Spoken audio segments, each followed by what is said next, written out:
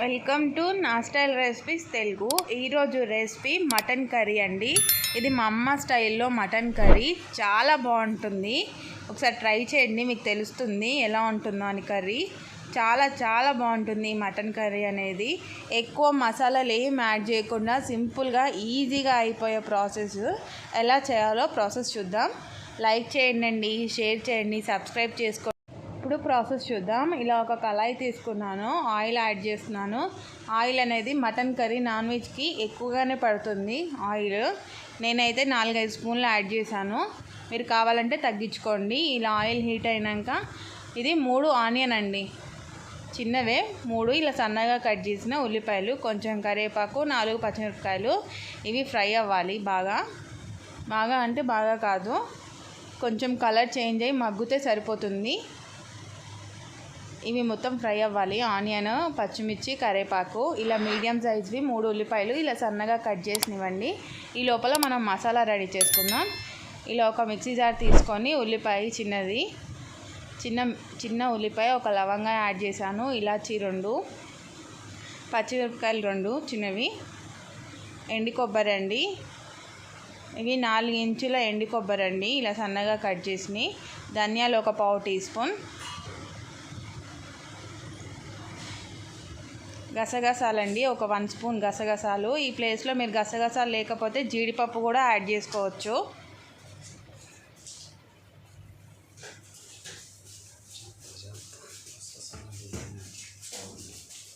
దీంట్లోనే అల్లం వెల్లుల్లిపాయ యాడ్ చేసుకోవాలి. నా దగ్గర అల్లం వెల్లుల్లిపాయ లేదు, అల్లం వెల్లుల్లిపాయ పేస్ట్ యాడ్ చేస్తున్నాను 1/2 టీ స్పూన్. కొంచెం ఎక్కువగానే యాడ్ చేసుకోండి. దీంట్లో కొంచెం వాటర్ యాడ్ చేసుకోవాలండి, కొంచెం అంటే కొంచెమే వాటర్ యాడ్ చేసుకోవాలి. ఒకసారి ఆనియన్ ఎలా ఉందో చూద్దాము. ఆనియన్ కూడా రెడీ అయిపోయింది. ఇవి బాగా ఫ్రై అయిపోయి మగ్గిపోయినాయి. దీంట్లో మనం ఇందాక మసాలాలని యాడ్ చేసి పెట్టుకున్నాం కదా మిక్సీ జార్లో, ఇలా మెత్తగా పేస్ట్ చేసుకోవాలండి. ఓపిక ఉండాలి. ఇలా బాగా మెత్తగా అనేది పేస్ట్ అవ్వాలి, అప్పుడైతేనే బాగుంటుంది. లేదు అంటే కొబ్బరి నలగదు, టేస్ట్ కూడా బాగోదు.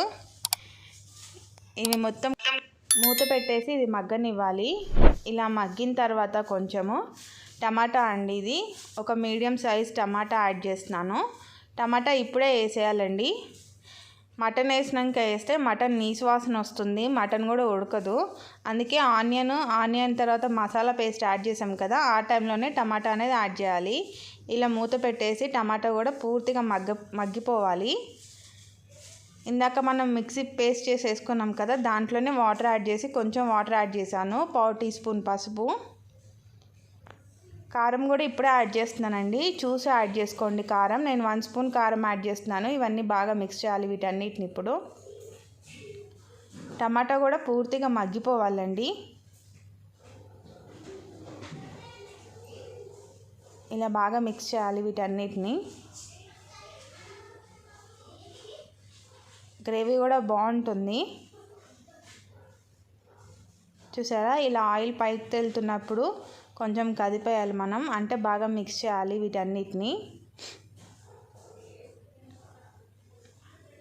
టమాటో కూడా పూర్తిగా మగ్గిపోయిందండి. చూసారా, చూస్తే మీకే తెలుస్తుంది టమాటో కూడా మగ్గిపోయింది. ఆయిల్ పైకి తేలుతూ ఉంది కదా. ఇవి బాగా మిక్స్ చేయాలి వీటన్నిటిని. ఇప్పుడు మనం కడిగి పెట్టుకునే మటన్ ఉంది కదా, ఈ మటన్ అనేది దీంట్లో యాడ్ చేస్తున్నాను. ఇది పావు కిలో కన్నా కొంచెం ఎక్కువ మటన్ అండి. ఇవన్నీ బాగా మిక్స్ చేయాలి. మటన్కి మసాలా మొత్తం పట్టాలి కాబట్టి బాగా మిక్స్ చేయాలి వీటన్నిటిని. ఇవన్నీ బాగా కలపాలి. ఇలా కలిపేసినాక మూత పెట్టేసి మగ్గనివ్వాలి కొంచెం సేపు. మటన్లో ఉన్న నీరు అనేది బయటకు వస్తుంది కదా, ఈ టైంలోనే మనం సాల్ట్ యాడ్ చేసుకోవాలి. సాల్ట్ కూడా ముందే యాడ్ చేయొద్దు, ఎందుకంటే మటన్ అనేది ఉడకదు తొందరగా. కుక్కర్లో చేయట్లేదు, కళాయిలో చేస్తున్నాం కదా, అందుకే మటన్ అనేది తొందరగా ఉడకదు. లాస్ట్లో యాడ్ చేయాలి సాల్ట్. దీంట్లో కొంచెం వాటర్ యాడ్ చేస్తున్నాను, 1 గ్లాస్ వాటర్ అండి ఇది. ఇవన్నీ బాగా కలపాలి. ఇప్పుడు